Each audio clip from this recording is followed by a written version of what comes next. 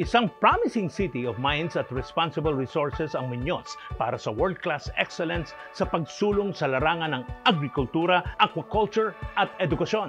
Ilan sa mga institusyon na matatagpuan sa Muñoz ay ang Central Luzon State University, Philippine Rice Research Institute, Philippine Carabao Center at Philippine Center for Post-Harvest Development and Mechanization. Tinaguriang Science City of Muñoz ang lungsod noong ika-9 ng Disyembre taong 2000 sa Republic Act 8977 sa pamamagitan ng pagsisikap ni Honorable Efren L. Alvarez. Nagsimulang lumago ang lungsod sa modernisasyon sa agham at teknolohiya. Ang Muñoz din ang kauna-unahang science city sa bansa na nagpo-produce kundi lamang sa larangan ng agham at teknolohiya, kundi maging magagaling na manggagawa na siyang patuloy na nagpapalago ng lungsod.